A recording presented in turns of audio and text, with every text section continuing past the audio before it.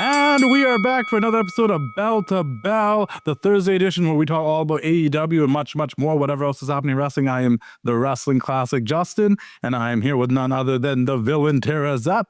We have a very special interview at the end half of the show with Big Al, Alice Crowley, which was really fun. So hopefully you guys stay and check that out. She's super cool. You guys can get to know her. But what's going on, Tara? How are you doing?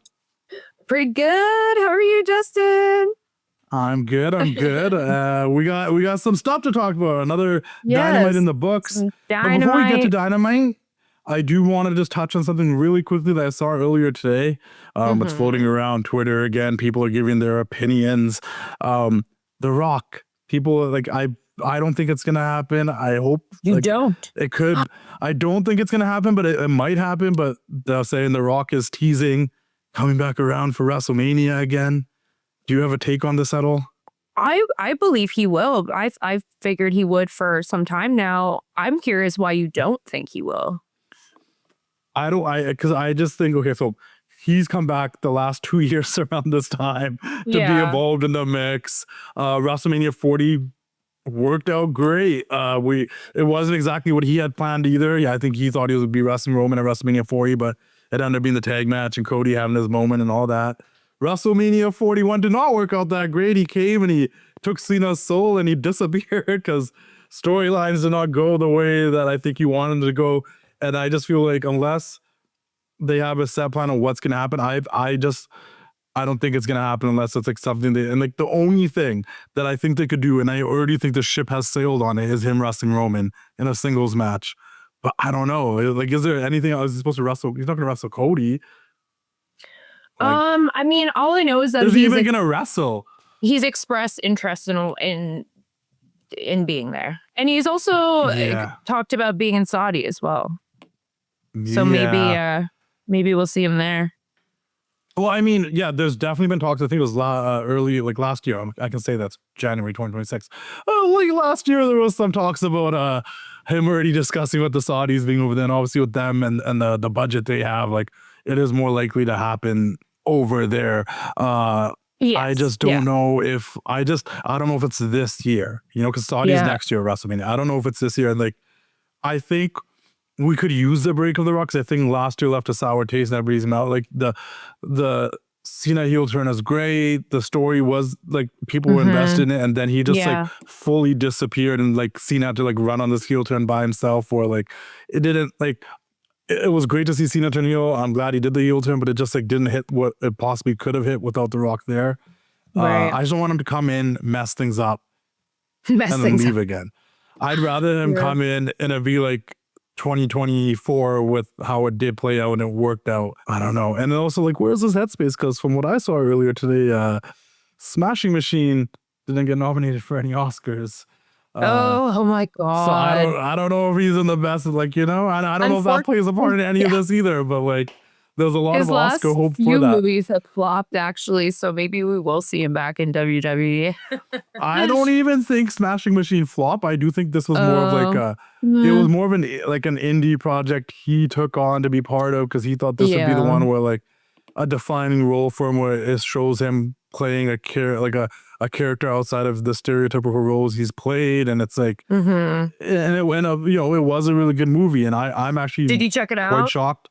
I did, and I'm kind of shocked he didn't get for The Rock, probably one of his best movies as an actor. Really? So I am surprised he didn't get besides the part where they said oh my God, he's under. You can't even tell that's The Rock. Like you could tell it's The Rock. Like you could like outside of that, you could definitely tell. Oh, it didn't even look like him. He went through a total transformation. I'm like, no, like that's his face. That's literally his face. They just put hair on him. That's like the only thing. Like he's in disguise. What are we doing here? Oh yeah, totally doesn't look. It looks like the Mark Kerr guy. It doesn't look. No, it's The Rock.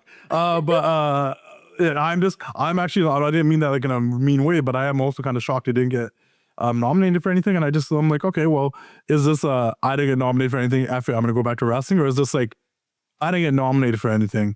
Maybe we need to find something else to work on in the Hollywood world, and we'll put wrestling on the back burner until next year. Yeah. I mean, he's definitely not officially confirmed for this WrestleMania. So Maybe he won't be there. Yeah. But I think he'll probably end up being at the Saudi one in some shape or form. And like always, two things always talking wrestling, and I think I mentioned on the Tuesday show talking to RV when I think we're talking about like Trey Miguel and stuff, and that is two things always sell in wrestling: cash and creative. And the cash is right and the creative is right. Anything can happen, so we'll see what happens. Was there any highlights for you on Collision? Just like things that stood out to you on last week? Or just past that is Collision. Just to highlight like Maximum Carnage Part 2 or whatever. It was Maximum Carnage Collision, the Collision version. Was there anything that stood out to you on the show? We had a little Rascals segment. It was kind of weird. It's also sad that Trey's not there. I don't know the full situation with that, but it kind of bummed me out. I like Trey. He's a good dude. Yeah. So that was kind of weird. It just is a weird vibe for me. It just didn't feel right. I don't think I watched TNA enough when Myron was in the group. Just my Rascals is Trey, Desmond, and Zachary. Like that's what. And don't worry, I think Myron fits in perfect. I'm not saying anything about that, but like that's not like it's like my NWO is the original NWO. It's not NWO with Jeff Jarrett and Bret Hart and Scott Steiner. You know what I'm trying to say? Like, So it's like that's how I like to remember. So I get the weird. And I did like the smoke coming out of the room and the playing on the whole thing. It was pretty funny. Yeah, that 70s show theme. Yeah.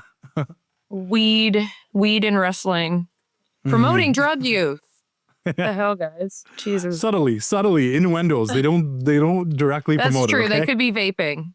It's very but go on. What anything else happened? Was there a really good match on the show? Was there there's the grizzled young vets versus Eddie and Ortiz, and I believe Ortiz, that was his debut match back.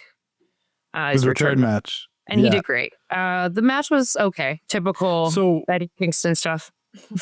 I saw yesterday that Isla Dawn cut a promo with the grizzled young vets. We saw the old I think her name on the Independence has Lacey Lennox, Lacey Lane from WWE. She's with a crew with Leo and Action Andretti. We see how they paired up my homie Zeta with Dante and Darius and Top Flight and Skyflight.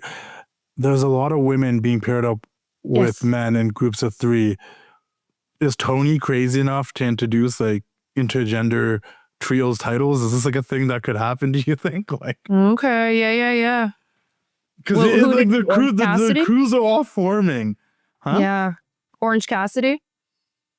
No. Like there's so many groups where it's one girl and 2. Yeah. Would she be introducing... What about Orange Cassidy? Would she be introducing him into her and Mina, is what I'm saying. As a trio. Yeah, but I feel like what's happening, and maybe, but I feel like it's 2 guys and a girl is the trend right now. Oh, 2 guys and a girl. Okay. Have you seen like all the groups have been like 2 guys and a girl, 2 guys and a girl, 2 guys and a girl. So I'm like, is this like some sort of introduction to like, because if it's gonna happen anyway, it's gonna happen in AEW where they try to introduce something like that, you know? Yeah. So I was just mildly intrigued. Did anything else happen on Collision? Let's see. Oh, well, there was Marina and Zeta's match. Zeta's first match in AEW. It was great. She did incredibly. Do you think she should have lost? I obviously to Mina, she should have lost. I'm not saying that. Of course. But do you think she should have lost her debut match? Yes. She's young. She's new. She is her first time like being signed into a major company. You know, she's like just straight off the indies. And Marina's Marina right now, you know what I mean? So of course to Marina, it makes sense. Yeah. I was thinking if she wrestled anybody else, maybe whatever, do you think she should have lost her debut match? To Marina, she definitely should have lost because Marina can't be touched right now. Like it really depends on who it is, I suppose. But I think somebody at her age in wrestling, I think she should lose, Yeah, I just because even with Alec Price and Jordan Oliver, I think they might have even won their first match. I just think like if you will bring someone in, you want to showcase that they. Oh, I guess she did win on Ring of Honor against someone, but like I just meant on the main shows, you know. I'm just like on doing Dynamite and Collision. Hobbs. I mean, she's low on the totem pole, so it would make sense for her not to win. Hobbs Hobbs is, it's almost like now even more officially he's gone because Jet Speed and Hangman won the trios titles. That's right. Yeah. And that was, I believe, I guess that was the last we'll see of Hobbs.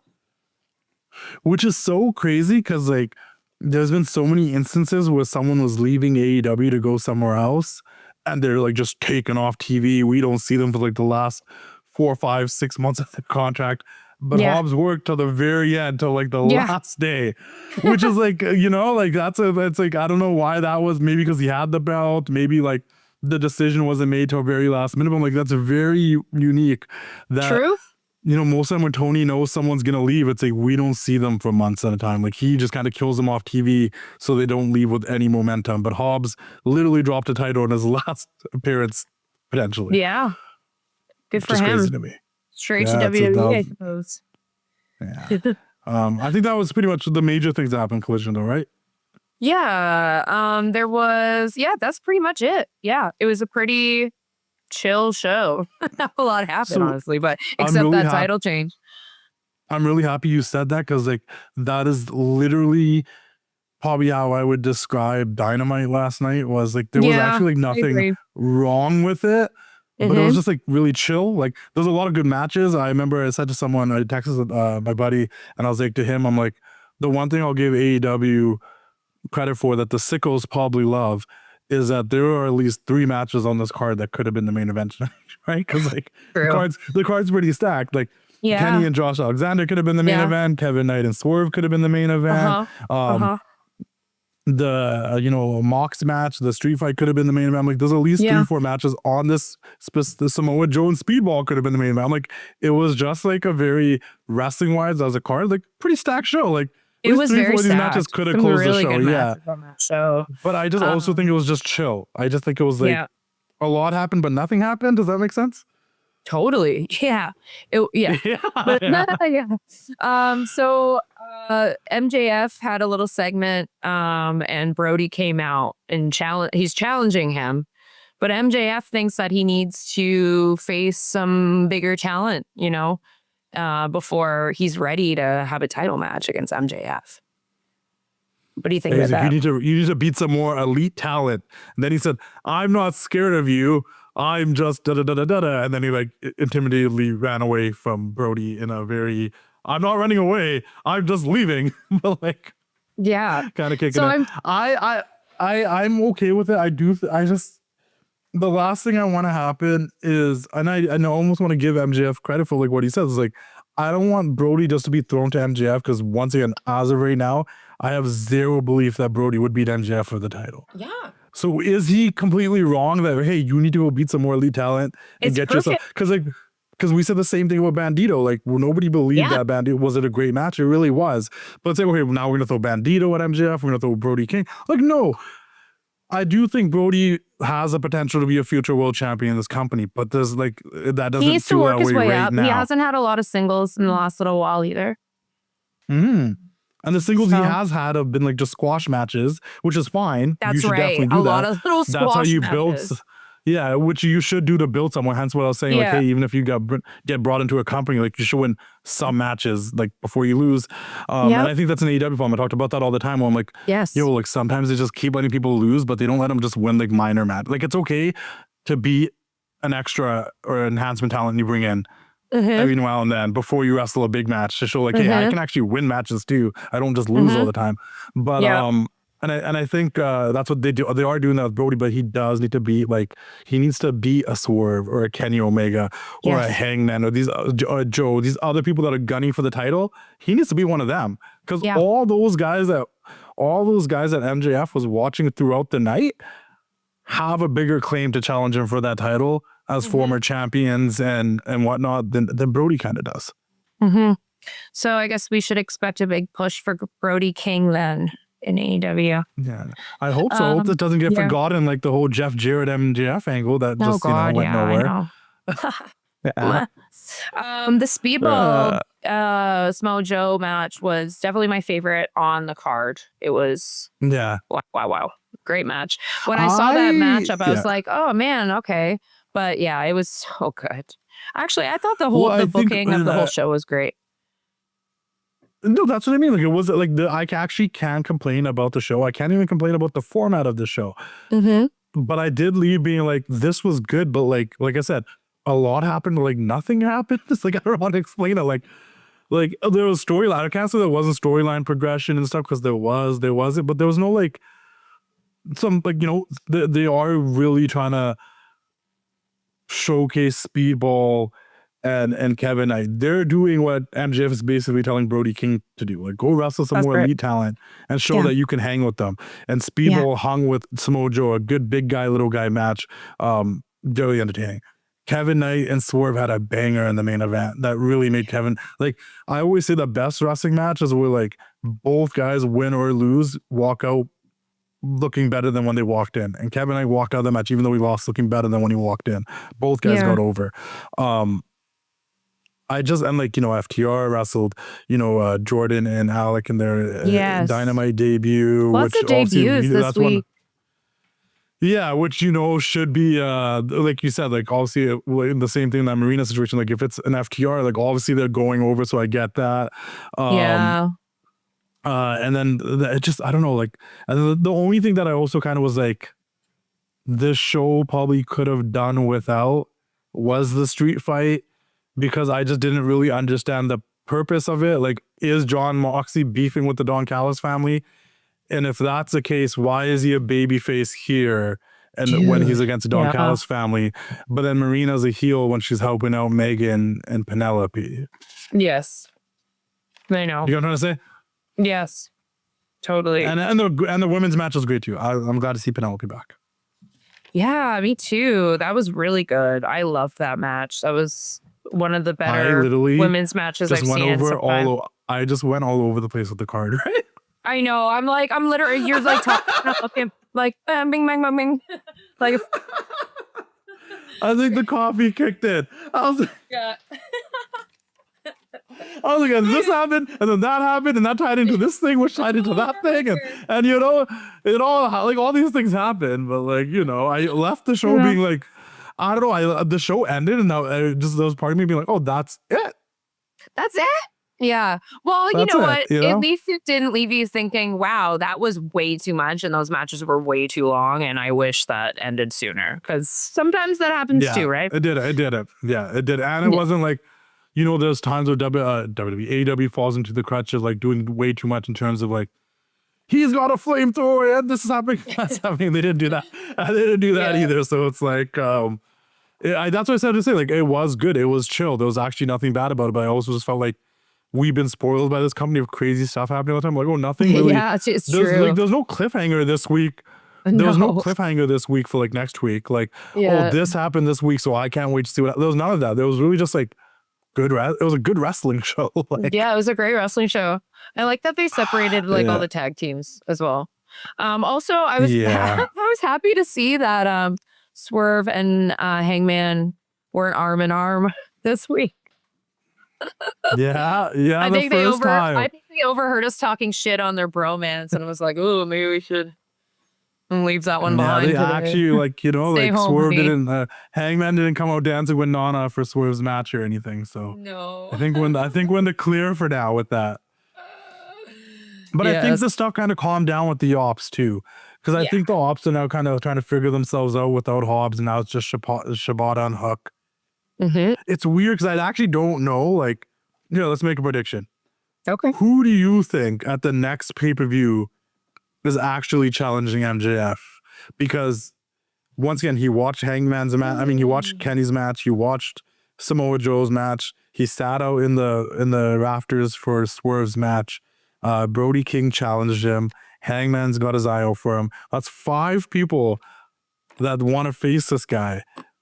Who actually faces him for next? A pay-per-view? For the next pay-per-view. If you were to say who's Kenny MJF's Omega. next opponent right now. Okay. No, Kenny Omega.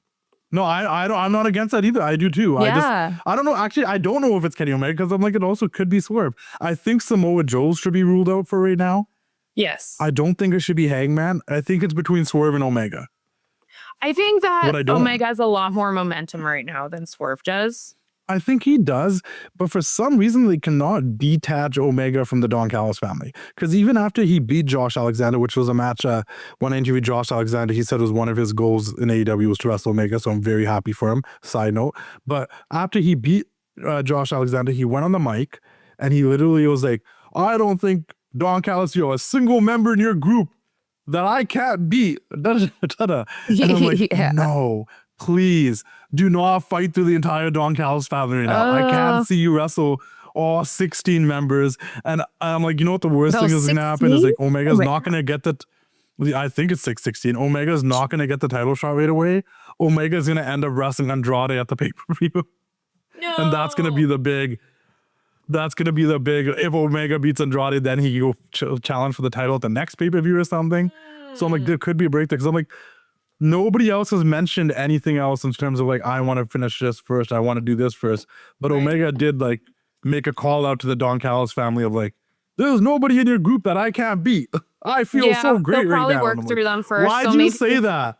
Yeah, I know. Yeah, like, are we gonna see Omega versus Fletcher, Omega versus Takeshita, Omega versus Andrade, Omega? You know, it's a stacked group. Yeah. So it's either Swerve or Omega for the next pay-per-view against MJF for the title. I mean, Omega didn't even get any. If I recall, wasn't it Kyle Fletcher that took Omega out through a table like before he left again? Like, he didn't get any retribution for that either. Maybe. Yeah. I don't know, but I'm just saying, Yeah, there was no Young Bucks this week. There was no Jungle Boy. No Young Bucks. No, who else? Was it no Jungle Boy? No. Jack Perry? No. It was a very different week this week. It was, and I am not mad about it, actually. It was different, and I didn't really expect the booking, but I really enjoyed it. I thought it was good. Yeah. I do think they could have got away with, and this is just me maybe spoiled by the WWE and what they give us sometimes. Oh, my God. Like I said, I'm not mad. I'm not mad at the street fight. I just was like, out of all the matches on the show, like they could have probably not done the street fight and given the women like another match or something. Yeah, I probably, and to be fair, I probably paid attention to that one the least. Yeah, and it's not that I'm against street fight. I just like, I just didn't think there was a purpose for it necessarily. Like when I saw it, I'm like, okay, this is like cool. And it's like, it wasn't even like the Death Riders versus like, Takeshita, Kyle. It was the Death Riders versus Lance Archer, Rocky Romero. Like, you know what I'm trying to say? Like, yeah, the very, like, if there was a tier system of the Don Callis family, this is kind of like the lower tier of the people in the group. So it's like, I didn't expect anything going anyway. There was no Darby this week. There was there's a lot of no Darby. He's doing like, actually, I was interested in looking at what he's been doing with Bam Margera, because I know they've been working on some stuff together. So maybe we got something in the future between them. That'd be cool. I don't know if they're doing like a little like video or something. I don't know. Yeah, no, I know. I have no idea, but I'm intrigued. There's a lot of people missing. It just felt like a different show, but it didn't bother me as much. And it did fly by. Like, when I was at the main event, I'm like, oh, where do you have the main event? Like, that's good. That was pretty fast. Yeah, it's a good thing. It's a good thing when a show flies by. Chaos.com, Jackpot City keeps you in the action. Free spins and big wins and more drama than the WrestleMania main event. RV, we're gonna do it again. Here we are, 3 spins. If I win any money, I get to make my choice. If I don't win any money, you get to make your choice. What match should have main evented WrestleMania? Hopefully I don't have to do this again. Hopefully, let's see what happens here. Spin number 1. Spin number 2. Looking good, looking good. Spin number 3. RV, what match do you think should have main evented WrestleMania that did not? Time for me to talk. It should have been Shawn Michaels and Kurt Angle from WrestleMania 21. Probably one of the greatest WrestleMania matches of all time. In my opinion, that should have been the main event that year. It was a banger of a match, but it was a pretty stacked WrestleMania, so that's pretty insane to think about. Head to jackpotcity.com, catch your bonus today, play like a champ, and win like a champion. How do you feel about Jordan Oliver and Alec Price? I love those dudes. I've known them since I started. Well, since before I started wrestling, I was a fan going to GCW shows and JCW shows, and they were on them. Yeah, they're just the dudes that good dudes, and I've always loved their work. I think Alec is by far one of the most talented wrestlers going, and I've thought that for some time. They're amazing, so I'm happy to see them there. Their style is so indie, though. And they're just like, and they're young guys. They're like, they just look like young indie wrestlers, but they're really talented, and I'm excited to see them grow. And they definitely deserve that opportunity because they work so hard. I'm very familiar with Jordan Oliver. I've seen him wrestle a ton, even back when he was teaming with Nick Wayne years ago. Yeah. And Alec Price is kind of new to me. I've not seen a lot of him. Yeah. And I thought he was pretty cool. He's got a little bit of that, like, not comparing it to like Pillman or anything in that sense, but a little bit of that loose cannon, crazy guy. Yeah, like, he's very loose cannon. Unpredictable. Yeah. You know what I mean? Like, very unpredictable vibe. Yeah. Which I'm like, I always like a guy that's like, that's what I always liked about early Dean Ambrose, was he was the crazy one in the group, right? Like, you need the wild card. But he's giving me that. That being said, like what I mentioned about the Nick Wayne thing, I'm like, okay, well, we don't know like Christian disappeared the same time Edge disappeared, Adam Copeland. I don't know what happened to Kip Sabian and Mama Wayne, but I know if Nick Wayne was to return, I wouldn't mind him getting together with his boys. Yeah. And this being his new little, getting back with Jordan and Alec and their own little we are the future group type of situation. I interviewed Nick Wayne a couple years ago. I think at the end of 2023, I think maybe 24. One of those years. I was going to post a clip today, but I remember asking him, like, who on the independents do you think that you would love to see signed to AEW? Because he was already signed to AEW at the time. And he really put over Jordan Oliver and talked about how close they are in real life. And I'm just like, I really want to see that. Like, I'm like, right away, I'm like, oh, they're here. When because Nick's already established enough now in AEW, especially with all the stuff he did with Christian and Adam Copeland and stuff. I'm like, this guy can lead this group. He's been there long enough. He's established stuff enough to be like, they could be like, if the Rascals need opponents. Exactly. That would be the new trios. Yeah. Yeah. Nick Wayne, that's a pretty Jordan great Oliver, team. and Alec Price. Yeah. If they do that, that'd be cool. For sure. That is my manifestation for the show. Yeah. Incredible. Is there anything else going on? Tekla's getting a title shot next week against Chris Statlander. That's right. Will be facing against Julia on Collision. Yeah, there you go. You got your one-on-one Julia match. I know you've been wanting that. I haven't been wanting that. And I want to specify here, okay? Time out before we get into that, okay? I just like Julia as a singles, as a presentation. She's probably still going to walk out there with Sky Blue and all that stuff. I've never talked about being a fan of her as like the greatest wrestler of all time. Okay? She's your favorite wrestler. And I really like Julia Hart, but don't try to let the people think. I don't want the sickos to come after me as like bad wrestling opinions, okay? I like Julia Hart as a character in the presentation. I thought she was badass when she was with the House of Black and then doing her own thing, but I just feel like when she's in the, like, once again, they cut that promo yesterday. It was an okay promo, but Tekla feels like the leader. Tekla just feels like the leader. And then Julia and Sky are kind of there in the background. It's like, no, like Julia could have been the leader of her own group at one point in my mind. Get what I'm trying to say? Like, and then when she was with Buddy and Brody before Buddy got hurt, like there was a point when after Alistair and Malachi left, like it was the three of them, they started doing their own thing. I'm like, oh, there's no leader here, but it works with the three of them because Julia being the sole girl with these two monsters makes sense. Now she's just in the background. That's what I don't like. And I just like, you were a former TBS champion, you broke out of your show. Yeah. Yeah. The thing is with her is that she is newer to wrestling. So, and she is. And she's not great talker. She's not great promos. Not great at promos. No. So she needs to have a leader. I don't think her character needed it. I don't think her character needed to do promos all the time. Okay. And I think her character could have lived off of like pre-recorded video packages.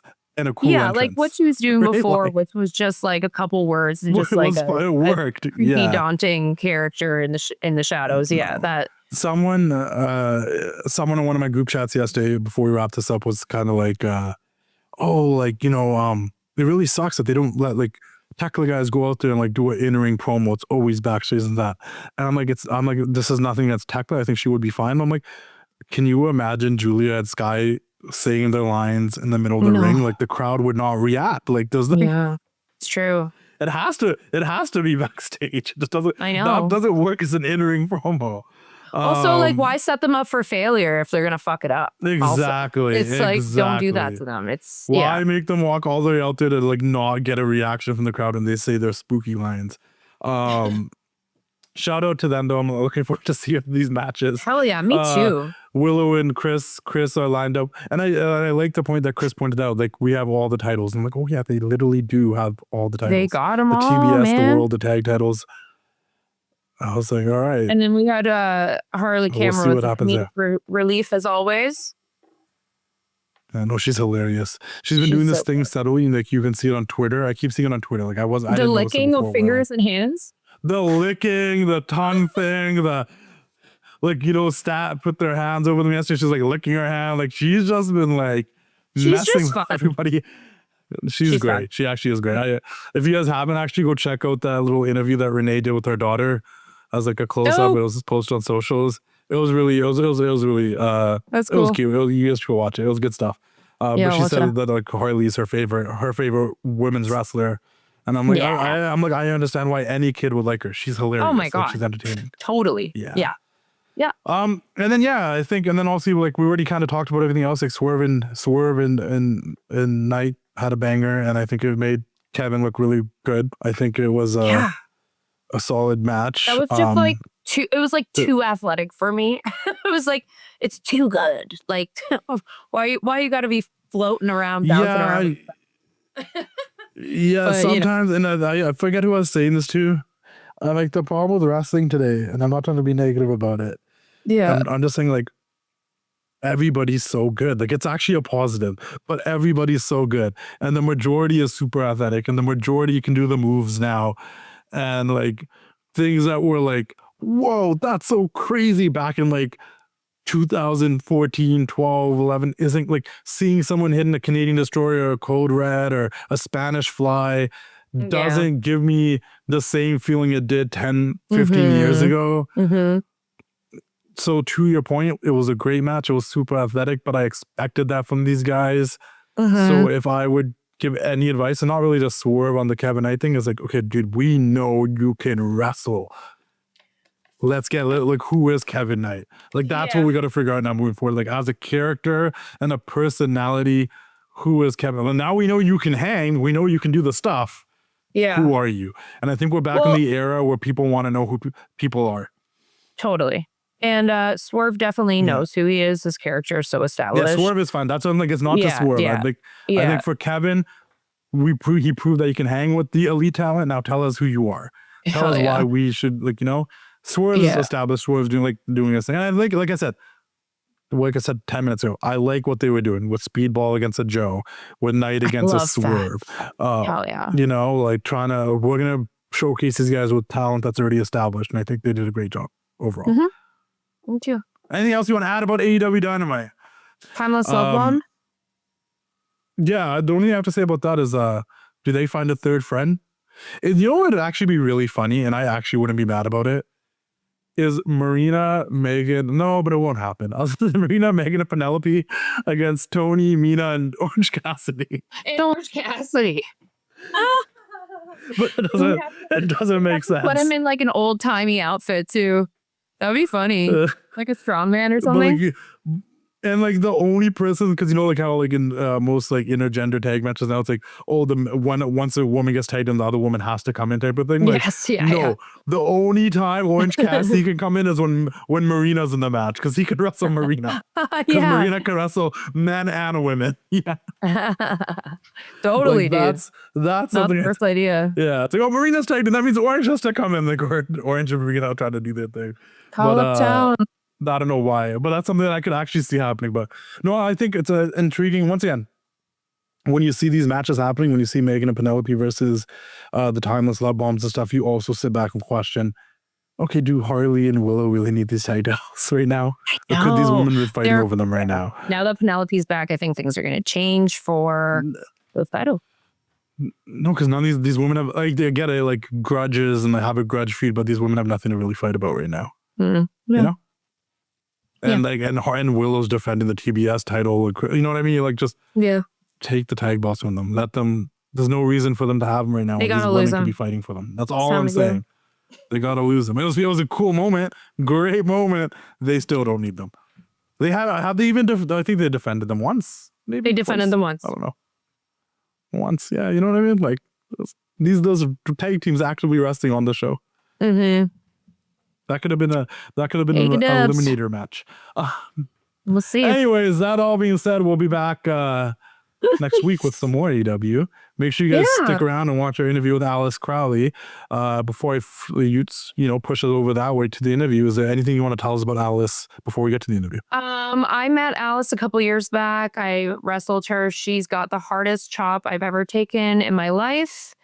And she's with JCW, Juggalo Championship Wrestling right now. And she's got a lot of great stories. Very interesting beginnings in her career. And yeah, amazing young talent. Yeah, got a talent that you guys keep your eye out for. Listen to the interview. Let us know what you think. Make sure you go follow Tara Zepp, follow me, subscribe to Bell to Bell on YouTube, Instagram. And if you haven't already, jackpotcitycasino.com. Go make an account, go play, download the app, have some fun, play some slots, keep doing the thing. And go enjoy the interview. Get out of it. Go watch the interview. We'll see you guys all in a bit. We'll see you next week. Go watch the interview. And before we wrap things up on today's episode, we got a very special interview, guys. I'm here to introduce none other than Big Al, Alice Crowley to this show. How are you doing today? I'm good. How are you guys? We're good. We're doing good. great. We're making it happen. I'm glad to have you on the show. Once again, we have someone on the show, and this is what's so great about doing a show with Tara, because she's actively on the independent scene. You guys already know each other a little bit? Like, there's already Yeah, we wrestled once. Yes. I think it was like my first 6 months wrestling. I was booked on this show that I had no business being on. She even said that to me when she was there. I died laughing. I was like, girl, don't even. How did she do, Alice? How did she do on that show? I think she did pretty well. Like, given the circumstances, we had to have a fucking no DQ match, and they told us like a day before or something. I don't know. Yeah, it was very all last minute. The whole situation was, and then they had like agents plan. They wanted to plan everything. Remember, they wanted to plan our whole thing, and you're like, yes, I remember you being like, no. I was like, no. Whoever said that, no. Did you guys not know the day of and just found out that day, like when you guys were both there? Was that the situation of it being last minute? Well, at least them like trying to like call the match for us, I guess. Yeah. That was like unexpected. I've never really had anyone like call an entire match for me, but I've had like people like be there to like give pointers and stuff. But like, no, this dude had the entire match called for. It was a woman's show. I could wrestle and all the agents were met. As well. It was an all women's show, but all the agents were met. Yes. Yeah. So it's funny because I'm like, oh yes, we all need help because we couldn't possibly be able to plan these things on our own. Oh, right. Like, let us all just mansplain at how this wrestling stuff works to each and every single one of you. And call it, break it down spot for spot. You girls just go out there and do exactly what we told you to do. It'll be great. It'll be great if you just do what we say. That's hilarious. But anyways. Let's get into it. Yeah, so the age-old question, how did you get into wrestling and what inspired you to start training to be a wrestler? Oh, Lord. Well, I've always watched it ever since I was a kid. It's always been on TV, I never really started like getting into it until I was like 13, I would say, which I mean, I was still a kid, but still a kid. Mm-hmm. But I started training when I was 14 in the same building I went to and watched an independent show at. I went there and I watched it. I loved it. And I was like, I need to do this. Like, I want to do this. So I went and I talked to the dude there, and he actually ended up letting me train for free for about a year. And then I ended up getting kicked out and all, wrestling. And I trained for a whole nother year before I had my first match at 16. And I've been wrestling ever since. And now I'm 23. Damn. So I've been wrestling since I was 14. So in Ohio, because I know here in Canada, it's actually illegal to start training under 18. So is there any rules there for that, or is it just whatever? Not by law. Okay. Or like there's not like a commission that tells us that we're not supposed to. But I mean, it's like a rule, like 18, almost everywhere 15. I was just able to slip by, I think, because I was a girl. I'll be honest. I think it was a girl. Out of curiosity, how many girls were like in your class when you started training? None. Like, yeah, okay. Because They're I've like, oh always my seen god, a girl wants to pictures. train. Yeah. Get her. I don't I've care. always seen like pictures of like schools, and they'll be like, "Oh, this is our class," and always be like 1 or 2 girls. Yes. I'm like, I was that Always, girl. I'm like 20 guys, and I'm like, "Oh, okay." Yes. Yeah, literally. Uh, I was training with Hoodfoot, by the way. yeah. Don't know if you know who Hoodfoot is, but yeah, he was the one I was body slamming this, 250 Holy. pound more. Wow. So did he train you? Who trained you? No, we started training around the same time, actually. Oh, Okay. Oh, wow. Don Basher was our trainer, our original trainer. But then I moved on, and I was mainly trained by Randy West. But yeah, I've had Randy. a million Okay, cool. trainers. I've gone all over the place and gotten so much training from so many different people and places. But I would be here for an hour telling you all Yeah. the people, What So was Randy is a go pretty ahead. notorious like deathmatch and hardcore wrestler, and obviously Hoodfoot as well. So did you kind of get your start wanting to do more hardcore and stuff like that? No? No, because at the time it wasn't like that. It actually, I mean, she did death matches like here and there, and I heard about them, but I always would watch them and like literally cover my eyes because I was 14. I'd be like, no, I don't want to see it. Nasty. Because like it's my trainer bleeding. Like, I don't want to see that, because I love her. Like, I literally, I was like, she tried to make me call her a bitch in the ring, and I cried because my dad taught me you don't say that My about daddy people said, you "Don't call her a respect, Yeah. Yeah, so I'm like sitting here, I'm like, I don't want to call you a bitch. Like, you're not a bitch. And she's like, do it. And I'm like crying, I'm like, don't take me. But yeah. I don't know. I've been in this too long. It seems. What do you feel like you learned from your first match? Like, what was that experience like for you? Like, what was going through your head? Because it's like a lot of pressure, You Oh my God. never. I don't think you ever feel like you're fully ready.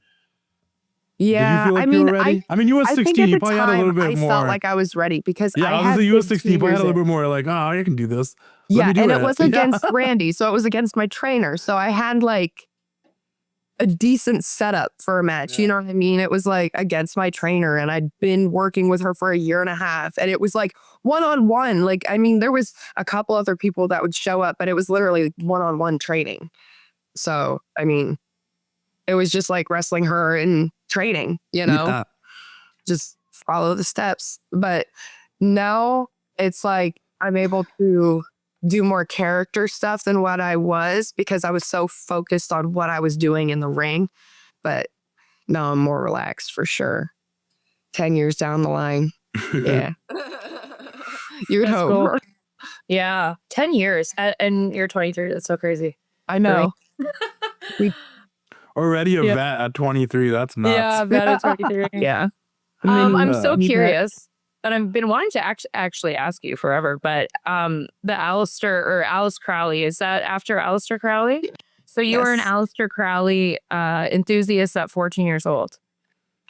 Oh, well, not at 14 years Oh. old, no, because that's not when I came up with my name. Oh, Originally, okay. it was going to be Alice Black.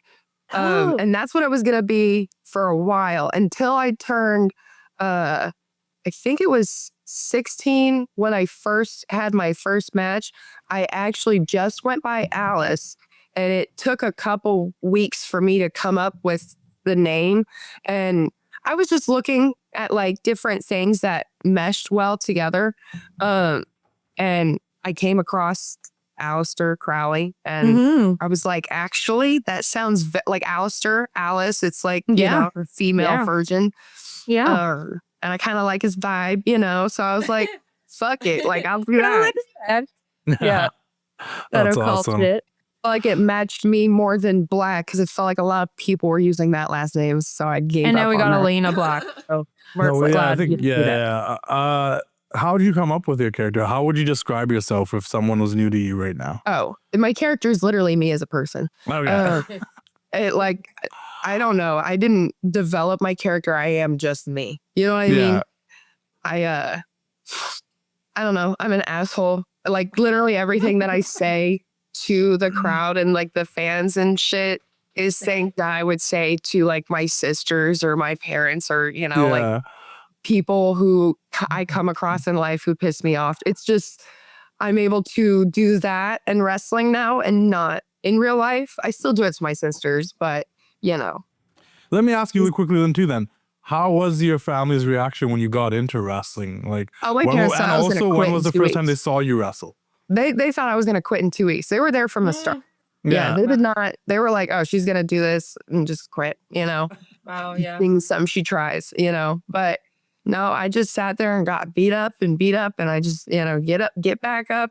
I would come home with bruises, and they swore up and down I was gonna quit. I swear now they still think I'm gonna quit, but but no, they love that I do it, and they do encourage me, and they will go to my shows, and they do a lot for me. They actually really, and they have for years. They used to take me to every single one of my shows. If it weren't for them, I wouldn't be where I am right now, for real. Because before I send it back to Tara, I have to ask them, like, because I think she asked you, but we didn't. I don't know if we got the direct answer. Like, do you remember exactly the moment, like what you were watching or what you saw where you're like, oh, I'm gonna go do this? Like, was there something I was in that arena when I was 13. Was there a wrestler that inspired you? Did you like, what was it like?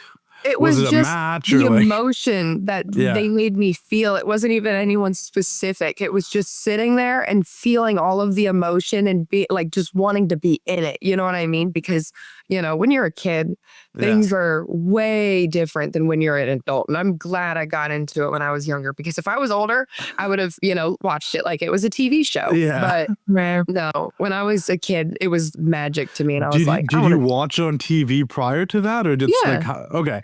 And then someone took you to this show and then you're like, that's it. I'm going to do this. My cousin had a friend who wrestled at the show. Okay. And his name is Juwan Thomas. And I guess if he wasn't wrestling and my cousin didn't go to support him and tell my dad about it, none of this would have happened. I was trying to figure out the origin story here. I was trying to bring it down. Yeah. That's pretty I cool. was actually curious because I knew you had started so young. I thought maybe you were like a generational wrestler, like somebody in your family had been wrestling as well. Because that's usually how it goes. Like I know a couple people that started like 12, but like Marcus Mathers, wherever. I'm pretty sure he started at like 6. You know what I mean? But his dad's wrestles. So it makes sense. So,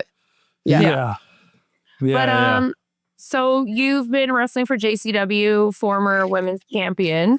How has it been wrestling for them? Well, quite an experience. I love working for them, honestly. They are when they say like juggalos are family, like they literally are my family. Get a little too close to them sometimes, you know, because we got to be on these real tiny buses and little tour vans traveling, but we will go from city to city, state to state, on tour. That's what I've been doing for about the past 6 months. That's awesome. Hitting at least like 8 to 10 shows a month is what we've been doing. So it's been crazy going all over the place with these people. It's the same people every month usually. RV, I'm gonna spin the slots 3 times. If I win, I gotta make a hot take. If I win any money, if I don't win any money, you have to make a hot take. Let's see what happens here. Spin number 1. Spin number 2. Here we go, man. Spin number 3. RV, you gotta make a hot take. There you go. Brock Lesnar's coming back to the Royal Rumble. He's going to win it. He's going to go on to main event WrestleMania, and he's going to fight Cody Rhodes because Cody Rhodes is getting his title back. That's my honestly, as long as it's not Roman Reigns versus Brock Lesnar, I'm with it. Head to jackboxcity.com and catch your bonus today. Play like a champ and win like a champion. Yeah, I just actually interviewed Violent J. I had him on the show, and I talked to him about Juggalo Championship Wrestling and everything they're doing. And I know it hasn't actually been that long. I think it's been like since October, where they really, we're going to do Lunacy. We're going to do a weekly show. We're going to try to get this, because I remember his what he said was like, I saw other companies, I saw MLW, I saw GCW, and I was like, oh, we can do this. Like, we don't need to cater just to the Juggalo Nation. Like, we can cater to the widespread audience. How do you feel being part of that a little bit? Like, to be part of this like new era of GCW, and like, you have Vince Russo back there writing for this show, which is like OG, like all of us grew up watching his product. So like, what does that mean to you? Honestly, I'm honored. I'm really grateful to be in the position I'm in, and be given everything that they're giving me, because they are giving me a lot. Like, they gave me a whole showrunner role there, you know, and working with Vince, like almost all of my promos are with him. Like working with him is insane because he's really able to give me pointers on like my promo work and stuff like that. So having somebody like that there, honestly, it's like, it's a gift. You know what I mean? Like they didn't have to bring him in, you know, but they are, and they're paying him, and he's doing so much for everyone. Amazing. Yeah, it's great what they're doing, you know, honestly. And Jay, he puts me over to everyone. He's always so nice, so nice. He loves me and I love him. He's great. He's fucking great. Like he takes care of me for real. He always does, always has, and always will. Like he's great. I love working for the Juggalos.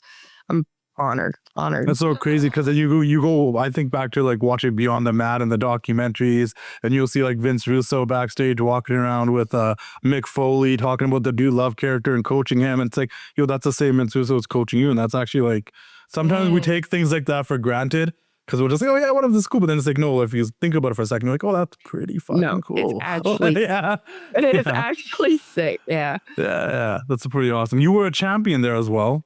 Yes. You've recently lost the title. All right. To get it back. to good old Hollywood. But you avoided getting slapped. All right. That's the word on the streets. Avoided getting slapped. Was there a power slap angle? We didn't ever do a power slap angle. I was actually supposed to do power slap. They gave me 3 dates last year. For one in October, and then there was all 3 were in October. But I was in Japan, so I wasn't able to do any of them. And I honestly didn't want to get. There was one I could have done, but it was before Japan, and I didn't want to get slapped up and then have to go to Japan afterwards all slapped up, you know? So I was like, well, I'll just pass on these ones. But no, we haven't really done any power slap angles in wrestling, at least. We should, though. We should. Yeah. I just wouldn't do it. I just like I've seen power slap, and I'm like, this is just like, I don't know. I don't know if I could do it. It hurt. But, I would do it again. It was worth it. Yeah. Okay. It was for sure worth it. The other girl won, right? Yes. But you still get a nice little chunk to take home. Yeah. That's awesome. Yeah, I did. I was happy. But, I would definitely do it again. Yeah, she'd slap the shit out of me. Damn. She'd slap the shit out of me. Did you do any training for that, like at the gym? Yeah. Okay. So you were like slapping pads. Did you do any neck strength or jaw strength training? You did it all. Okay. Love it. Yeah, I was working with Vincent Nothing. Okay. Big beefy man. I was like, who should I? Does he live there in Ohio? Yeah, he lives 5 minutes from me. So just hit him up, and then he would sit there and hold the pad for me and help me work out my neck. And I'm like, well, who better off Sass? He lives 5 minutes down the street, and he literally is a trainer. So I'm like, go to him. That's super handy. Days for wrestlers, by the way, like little workout plans for wrestlers. That's awesome. Yeah. So hit him up if you need one, I guess. Yeah. For real. What's one piece of advice you'd give to someone that was gonna go into a power slap competition? Like, what do you think is something after the fact, like, oh, I probably should have known this before. I wish I knew this before, like, It's such a new sport. There's nothing that can prepare you for getting slapped in the face. Like, I'm just gonna be honest. Like, there's nothing that can unless you straight up get slapped in the face, there's literally nothing that can prepare you. You know what I mean? Like, it's not like it's kind of like getting punched, but not like it stings, and it's not like, I don't know. It's like, there's like a chop to the chest, but like 10 times harder and in your face, It's just the best thing that you can do is prepare yourself by slapping and working out your neck. That's literally all you can do. Yeah, that's insane. I don't know. Yeah, I'm sure. It couldn't be me. Too much. I don't. Maybe one day, but it couldn't be me. Not right now. I haven't been slapped in a very long time, thankfully. Back to JCW real quick. because I know you guys have like a crazy camaraderie and you're doing, you're spending a lot of time in the tour bus. Do you have a favorite story on the road with JCW? There was definitely. She's like, what can I tell and what can I not tell? I don't know. Oh, not allowed Okay, to I say can this. give- Probably let- shouldn't okay. say that. I know there's some wild characters and you're, on the roster. Duh. I don't You know can what use- can and cannot be said. Yeah. Should Well, I I plead the I fifth? can give you a gathering story if you would. Okay. Yeah, like I'd love that. So there was one time there was this last gathering and Haley got asked to do this thing at the red tent. Okay, I don't know what it was. She didn't tell me what it was. I just know she's going over here because she has to do some judging at a red tent. I'm like, all right. So we go over and I follow Haley and she's standing in the back by herself and she starts waving me on. And I'm like, oh, fuck. So then I go back behind the tent and I'm like, what's up? And she's like, will you please do this with me? I think I'm the only one up here. And I'm like, well, what is it? Judging juggalos' dicks. Okay. So me, because I'm a real friend, I was like, no. And I started to walk I away. said no. And she was like, no, Alice, please. And then Caleb Connolly was over there and he shoved me back behind the tent. And then now I'm standing next to Haley again and she's just begging me. And I'm like, okay, fine. Well, I'm literally sitting here thinking that it's just me and her. It's not just me and her. They had too many judges now because I was a judge. And lucky I was kind of mad. It's like I could not be here right now, but it's fine. We're all sitting there. There's 5 of us. It was me, Jasmine St. Clair, Haley, and then Shaggy's wife. Then some other gentleman. I do not know who it was. But yeah, we're all sitting there judging dicks, and this dude comes up to us and starts swinging his junk in a circle. And at the end of his talent act, because this is his talent act, Haley's like, hey, come here. What's that? And Oh, no. he lifts it up and peels off a piece of toilet paper. I swear to God. And then she just outs him to everybody on the mic. She's like, this. As she would. As she would. Yeah. Oh my God. That is nasty. It was nasty. It was Oh, nasty. that's And quite the unfortunately, he was the most experience. attractive one there. I was like, of course. Wow, Of course. Lord. Yes, And the cleanest butthole there was an old man. An old man. I was like, What give it was to the him. age He range? wins. What was the age range here? It was literally like there was nobody younger than 30 couldn't have been. But yeah. this dude had to guess. have been in his 70s up there. That's Oh, I love that Bent for over, crazy. showed his whole butt. I was like, like peeked through, like, What an experience. What but it was is clean. I was like, damn, it's clean. That's That is so funny. crazy. I don't even know how to follow that up. So like, how was Japan? So like, Yeah. So our next question. so like Japan. How was it? Where'd you wrestle? What was that experience like? 'Cause that's like always a goal for a lot of Complete wrestlers to polar wrestle. opposites, by the Yeah, way. you go from a Going gathering from to Japan. this to then jumping to Japan. But Japan is very My clean. life is Japan is very crazy. clean. Japan's a clean place. They don't like to Yes. litter. And I loved and it there. Yeah, I wish I lived there. Everybody I there wouldn't is call so it a nice, butthole so though, but it's very polite. clean. I got a little black eye on the last day, and I wasn't getting stared at until then, because then everyone's looking at me like I got beat up, you know. But no, it was a lot of fun. I loved it. Everybody there was so nice, so welcoming. I got to go to the dojo. They do things different than they do in the States. You call your matches there at the dojo before the shows, and then the day of the show. Before you hit the venue. Yep. Okay. Instead of calling it at the venue and doing it like that, they do it the day before at the dojo. And Oh, they go wow. through stuff, and they have a vet there that you can talk to and, you know, It's completely different. Very, very organized. They took my merch. They kept track of my merch, and then they sent me the money for my merch after every single show, and they traveled with it. They did everything for me. It was insane. What was the company you worked for? TJPW, Tokyo Joshi. And then what would you say your experience was, saying, like, because everyone always talks about that, like the Japanese crowd compared to like an American crowd, like how was it different for you? But were they quiet for you? I didn't experience that. They were quiet, but they weren't quiet. You know what I mean? Like, they're quiet when it's like little tiny in between things, but then it's like you just know that they're watching. You know what I mean?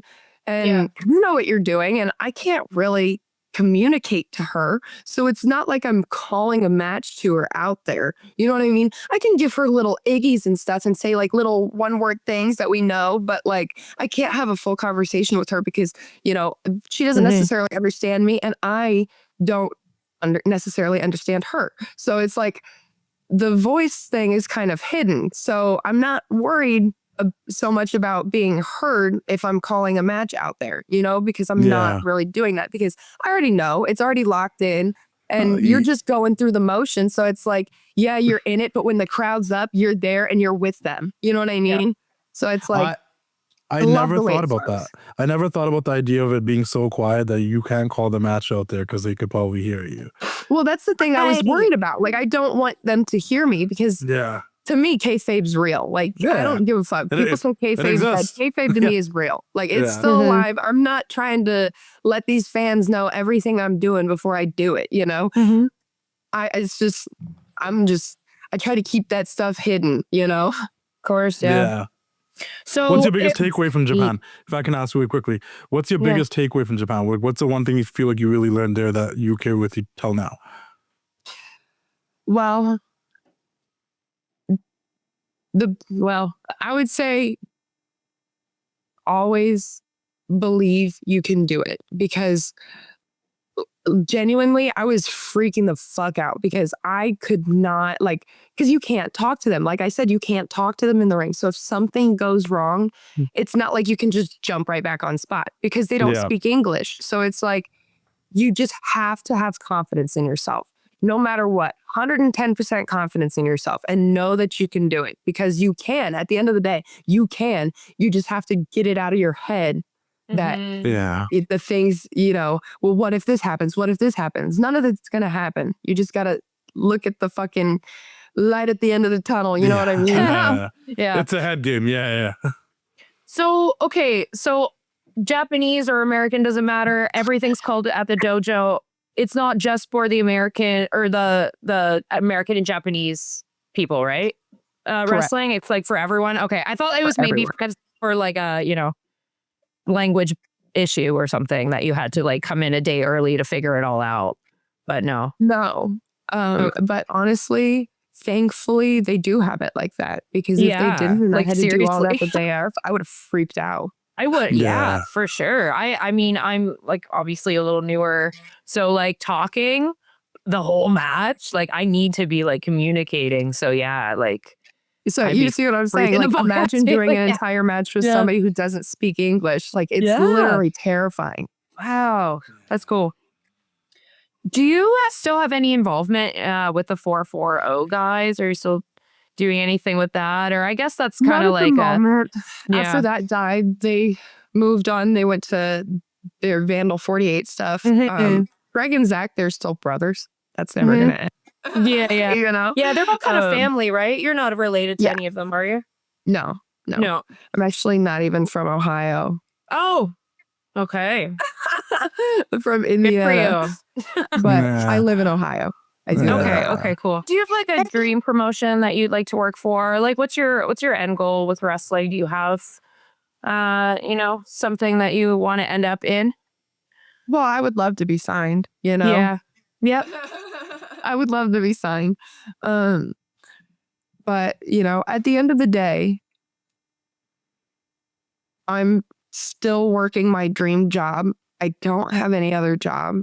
I'm wrestling for a living. So I'm still living my dream, Yeah, that's awesome. As long as I can keep this up, I'm happy. but I For would sure. love to be signed. That's the end goal. I want to be paid heavily for what I do because I'm good at it, you know? Yeah. So Yeah. it's So like, WWE why would be the main goal. Cool. get the big bucks Do for you it? have a match that you would love to have in 2026 that you haven't been able to have yet? Someone you'd love to work with that you're like, if I can get a match with this person, it'd be super cool. Well, I have been saying it since I was 16. And for some reason, it still hasn't happened. But Laney Luck. I want a singles with Laney Luck. Okay. No, I did have a singles. I did. I finally did. Oh, so get you're it. a wrestler. But I want another one. I want another. Okay, so your I dream want match is another one. the I was second like, wait, round no, of that one didn't Laney fall Luck. through because we were booked against each other. I swear it was like 8 or 9 times, and every single one got canceled except for one. I remember, but it wasn't. We need a fucking redo. We need a redo. Yeah. I know we Yeah. can do better than that. Yeah. I feel It was like still a every good match. I'm woman not saying I it was a know- bad match. It was a good match, but Yeah, I know yeah. we can do better than that. I feel like every woman I know who's faced her, like that's their favorite match. So I'm so Oh, yeah. curious. Yeah, everyone So loves I, her. no, I have Yeah. worked her before, like in triple threats, 4-ways, like little things like that. But like I'm saying, like a singles. But yeah, no, every single time I work with her, it's like just fucking cake. I'm just like flowing, and I'm Sweet. like, oh shit, I love this bitch. But also Kenzie Page, that's another one. I haven't had a Yeah, singles with she's her great. in a long time. I want to work her. Cool. But yeah.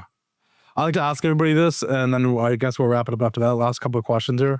First things first, if you could show, if anyone was looking to watch one of your matches and they were able to go on YouTube and check out, like, was there a match you'd recommend for them to go check out? Well, I do have one with Tessa Blanchard, and that one is really good. I know that one is on YouTube. It's one of my favorites. But if you have money and you can watch on Wrestle Universe, my match with Arisu Endo, that match was so fucking good. My favorite match I have ever had. 10 out of 10. Watch that. That's All right. That's the one. Yes. With who? That's the one from Japan? Yes, I loved it. It was probably my favorite match Amazing. I've ever had. I saw We're some gonna clips. It looked super cool. She's also amazing. We're gonna try Yeah. to find that. Her name is Alice in Japanese. That's why they did the whole storyline. Oh, that's so cool. That's so Yeah. cool. That's pretty cool. Rad. And then since you started out 14 years old, first match at 16, if you could go back and give younger Alice any advice from the get-go about professional wrestling, what would you give her? The confidence I have now. Yeah. Because, oh my God, I would not even sell. Oh my God, my trainer, he would look at me, I would take a bump, and he'd look at me, and he'd go, ow, ow, ow, because I would not sell. And I thought I sounded weird selling, like, dude, I was so quiet. I was like a little tiny, like, shy kid, like, don't talk to me, like,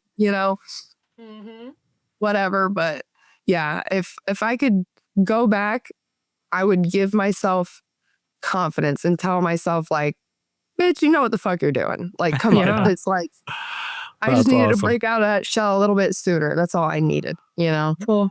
Yeah. But I think you definitely found it. I think your journey's brought you there. I think all the stuff you've been through starting at 16, going in Japan, getting opportunities like in JCW and other places, it's given you that confidence. And I think at 23 years old, that's pretty fucking insane. Yeah, man. Because at 23, I so. didn't know what I wanted with my life or what I wanted to do. And fell into this by accident. And I was like, all right, should I go work at the bank and yada, yada. But you already have a goal. You already have a plan. And I think kids, I say kids, like I'm so old. I think younger people that are so ambitious and motivated with what they're doing and they know what they want to do. Like, I envy those people because I'm like, man, I really wish I did. Because I'm happy with my life. I'm like, if I just started earlier and I didn't care about girlfriends and stuff like that so much, maybe it would have been further. But I think that's super cool. And I'm excited to see where you landed, what your future looks like. well, thank you. I appreciate it. Yeah. Do you have any last questions, Tara? Shall we wrap this up? What do you have upcoming? Anything that we should know about? Well, I'm on Other than the tour one with that we have. Juggalo. You said what? Other than the one we have, Yeah, when is that? That's February. February 21st. You guys wrestling each other again? Soon. So yeah, we did it. Look at that. And this is like a year and a half removed or some shit. So like, Oh wow. At least, Yeah. yeah. I feel like this one will be better than our first one because it's also Hopefully. not gonna. I don't think it's a gimmick. If match. it's not better, then I'm done. If it's not better, then I'm done. You know what? Me too. My Hopefully retirement. there's no overbearing agent trying to break down the entire match for you two. Yeah, right. Fuck. It'll be her boyfriend. What else do you got going on? Is there anything else you have coming up soon? Juggalos. I've got Focus before that. That's in Boston. I'm trying to think next month. Yeah. I don't know. I can't say. Oh, never mind. Because I'm surprised if this other month talk. Never mind. Yeah, I've got some shifts. Okay, cool. Last but not least, where can people follow you? If they want to support you, follow you on social media, where can they find you? Twitter is Alice Crowley 19. Instagram is Alice_Crowley_ and Facebook is just Alice Crowley. Thank you so much. This was great. It was a pleasure having you on the show. This is 2 for 2 of Tara introducing me to another wrestler that I did not know about beforehand. So shout out to that. I will follow you. I'm very excited to see what happens. And yeah, everyone, make sure you guys go follow Alice and subscribe to Bell to Bell, subscribe to the Wrestling Classics, subscribe to the Villain Tara Zap, and I'm sure we'll do this again down the road. And maybe we'll have you guys come on here and promo each other before you guys' match in February. You know, last minute promo. I'll be the guy in the middle, like, all right, your turn, go. Go back and forth. Yeah. But no rap battle, but promo battle. Yeah, a promo battle live on Bell to Bell. Thank you so much. Thank you. Thank you, guys.